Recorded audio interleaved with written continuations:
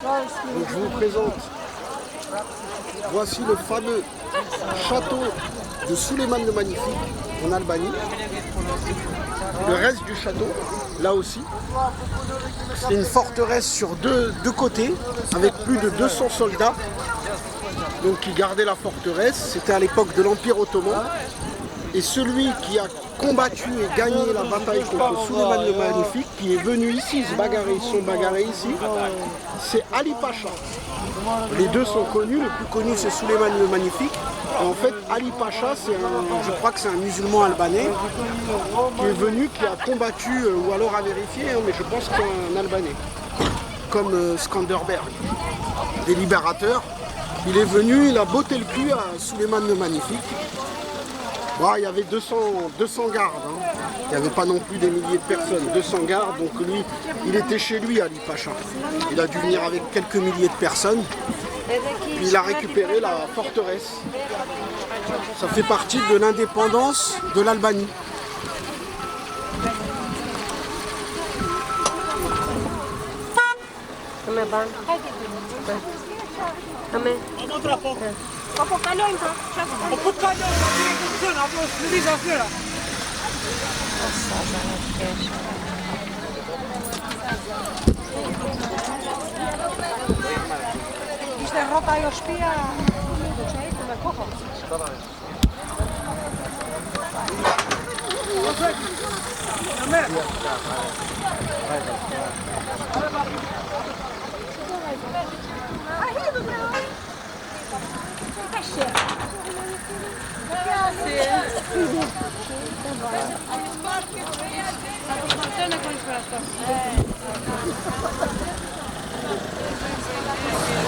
Voilà, une des tours, les tourelles de Suleiman. Celle-là, elle a été refait le toit, mais c'est une des tourelles d'origine. Là-bas, c'est d'origine. Donc là, ici, on sent que ça a été refait. Celle-là, elle a l'air d'être authentique.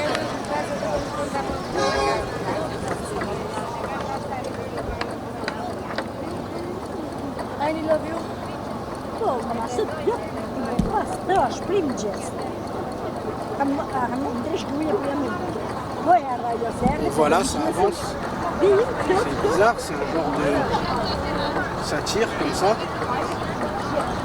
Donc on avance. Là-bas il y a des bateaux, pas mal de bateaux pour les traverser aussi. Voilà.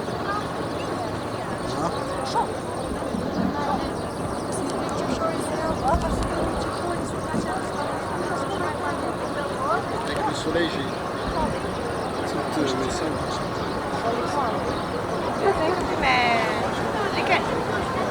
On se rapproche. Vous voyez, ça avance assez vite. Une fois que c'est lancé, c'est lancé. Donc, 3 km/h, ça suffit amplement. Et vous voyez, c'est une ligne de câbles. C'est un système de câbles et de poulies. Vous voyez,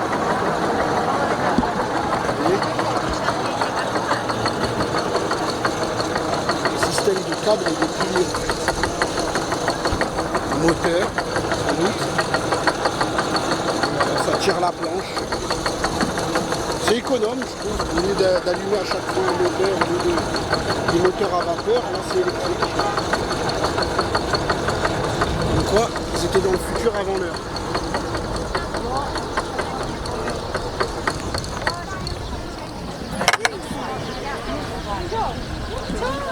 On avance.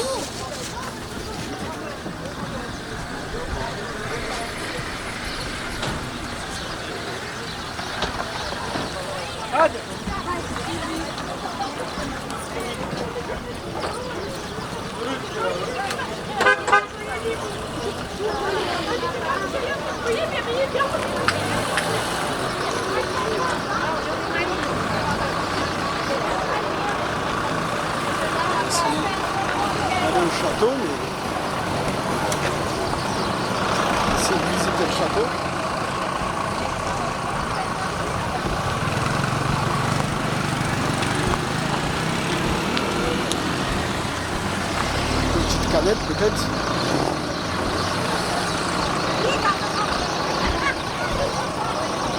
How much drink? How much canette? Thank you. Nero. Ui, ui. Kada ui. Birra, kode, kör. Här, full. Yes. Tac. Orange no? Beer, Fanta Adam. orange no? Fanta is orange Eh, no? Orange Adam. no? Ok, bon bah. Fanta. Fanta. How much? Du kindik. Hmm? Du kin. 2 euros, 2 euros, ok. Yes. Ok. Hop. This? Bitch. Ok. Thank you. Bye bye. Bye bye. Excuse me, is free or is a payant visit? Kadaya. Yes, visited. Thank you. Kada siper. Yes? Hoppa, på Okay. tamale. Okay. Okay, thank you so much. Thank you, bye bye. Bye bye. Yes. Voilà, c'est ici, j'ai acheté la canette. Ici, dans sa baraque. 2 euros, mais bon. Parce qu'on est de l'autre côté, hein. Il sait qu'il n'y a rien ici. Hein. Il n'y a rien à des kilomètres. Il a sa petite baraque tranquille et il fait son business. Ici, il y a un genre de fleuve ici. Vous voyez? On va avancer, on va aller voir le fameux château d'Ali Pacha. Et donc je vais vous, en même temps, vous lire ce que je vois. Je ne sais pas si pas en français, mais on va se débrouiller autrement.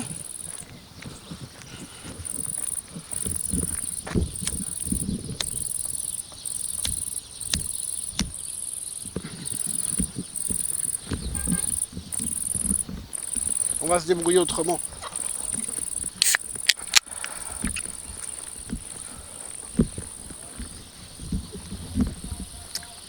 Voilà. Ali Pacha. C'est Souleymane magnifique quand même. Hein. Quelqu'un d'extrêmement connu, voire le plus connu. Le Turc le plus connu. De tous les Turcs, de toute l'humanité. Des Turcs. Souleymane le Conquérant. Alias le Magnifique, comparable à Alexandre le Grand, Jules César, voilà, hein. Comparable à d'autres, hein. On peut sortir, bon, il y a Hannibal, il y en a plusieurs, tous les gens qui sont assez très connus. Alors, Hannibal c'est de Carthage, c'est plus un chef guerrier. Souleymane c'est un peu comme, c'est un sultan, c'est un, en même temps calife, je crois. Ça je suis pas sûr, mais c'était plus un empereur quoi qu'un chef guerrier. Mais bon, allez savoir, à mon avis c'était un chef guerrier aussi. Il devait être peut-être pas en première ligne lors des batailles, mais vous voyez, des genres de meurtrières là. Je crois que ça c'est des genres de meurtrières, c'est. Donc il posait ici, il se mettait et pioup, il tirait sur les gens. Les gens qui. S'il y en avait qui voulaient attaquer. C'est ce qui a dû se passer, mais voilà, je rentre. Je suis dans ce qui reste. Je dis bien ce qui reste parce qu'il faut s'imaginer que c'était 20 fois plus grand. Ah regardez, c'est mignon ça aussi. Avec tous les petits chiens. Et ben ici, et là aussi il y en a un petit. Il y a une dizaine de chiens. 3, 6, 9. Donc ils ont des grandes portées. Qu'est-ce qu'elle est gentille. Et elle a les grosses mamelles. Elle a des grosses mamelles. Voilà. Voilà ce qui reste du château de Souleymane le Magnifique.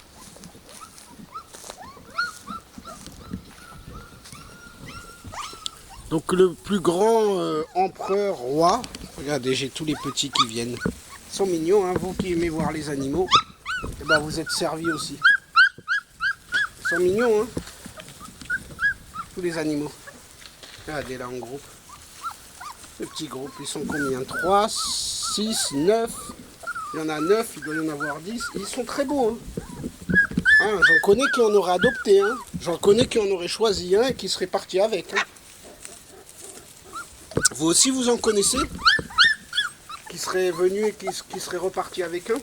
Regardez, ils veulent en même temps. Ils agrippent, ils sont mignons. Ils font des guilis.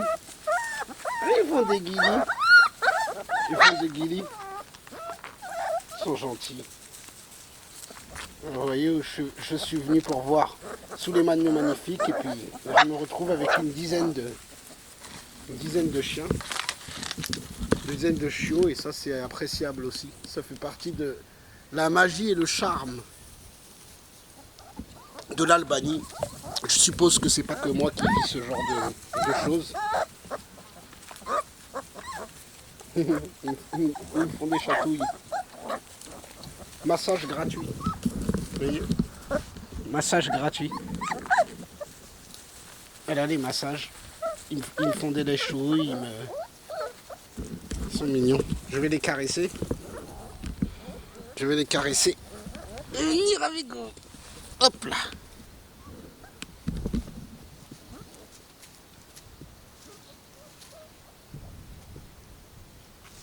Ah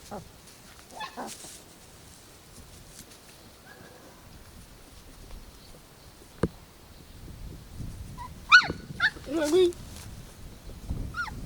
Je les caresse. Je vais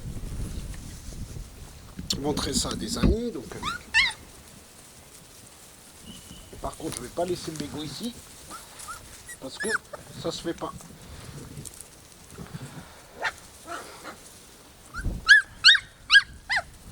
Oui, bébibou. Oui, mes bibous. Ils sont gentils. Mais oui. Ils sont mignons. Oui. Oui. Oui. Ben oui, les bibous. Je vais vous donner après. Faudrait que je vous donne à manger.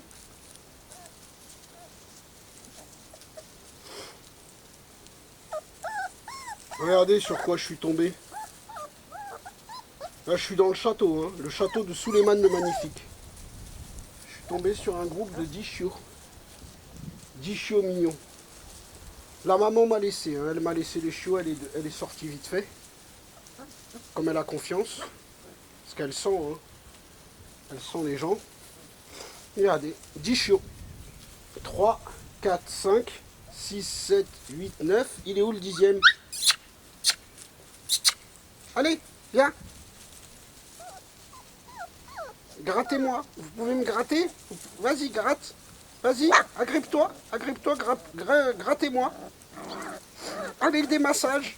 Des massages. Merci. Ah, ça fait du bien. Eh ben, et des léchouilles en plus. Ah, ça me fait du bien, ça. Vas-y, allez-y, vous jetez pas. Les massages, ça, j'aime bien. Ah, vous pouvez y aller.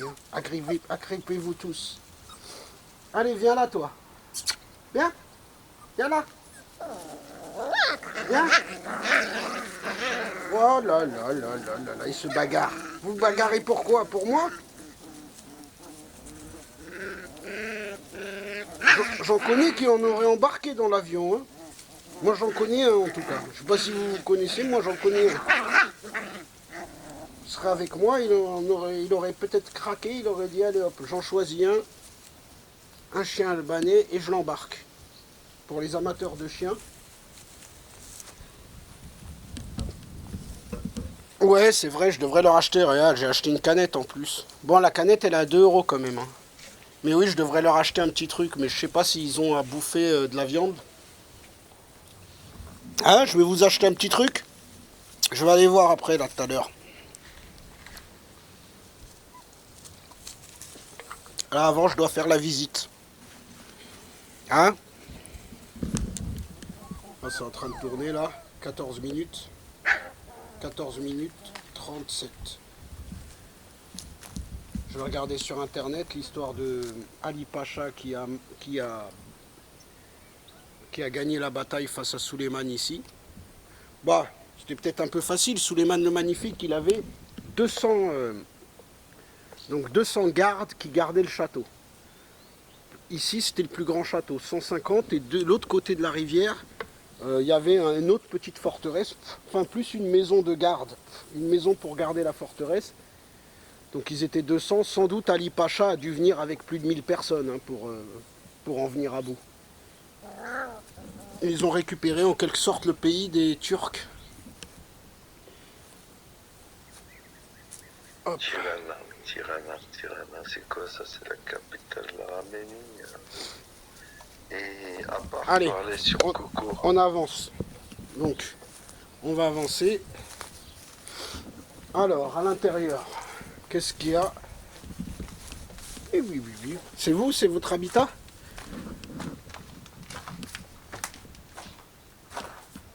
Donc voilà. Là, c'est comme ça. Là, c'est une genre de petite. Là, encore, il y a un truc. Oula, là, ça fait peur, par contre.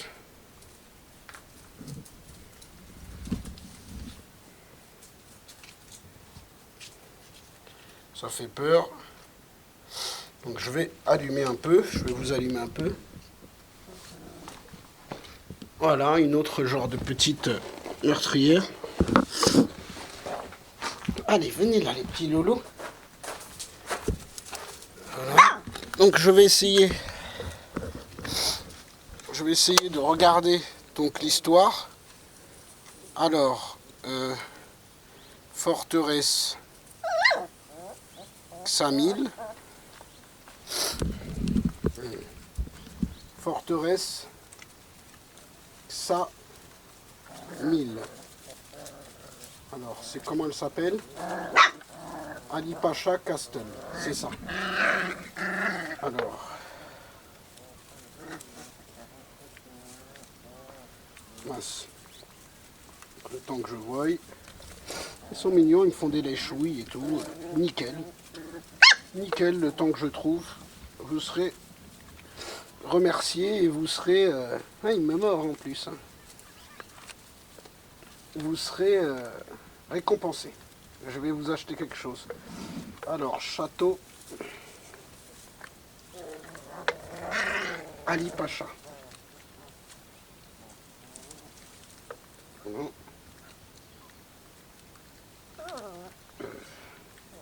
5000.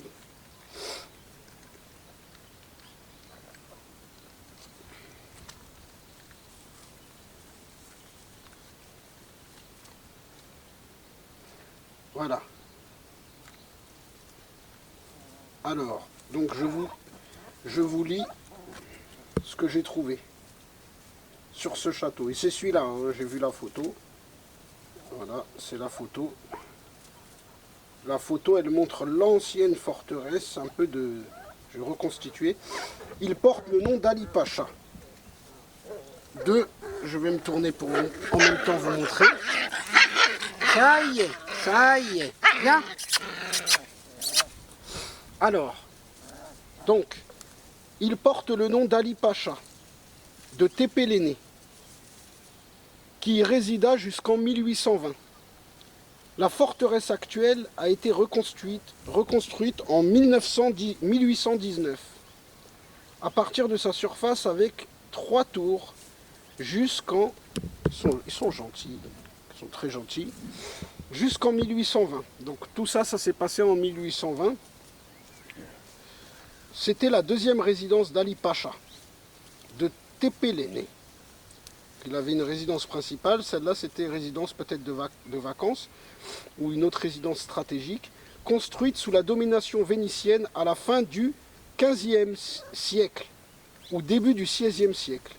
Il constituait un bastion permanent aux Vénitiens de Corfou, donc l'île grecque, d'exploiter la pêche, les pâturages, les olives et les bois dans et autour de Butrin. Donc Butrin, je ne sais pas trop c'est quoi. Le château fut la pièce maîtresse de nombreux conflits avec l'Empire ottoman. Naissant et changeant de main à plusieurs reprises, il fut détruit par l'armée française. Ah, c'est les Français qui ont détruit le château. Fut détruite par l'armée française, c'est intéressant, en 1798 pour éviter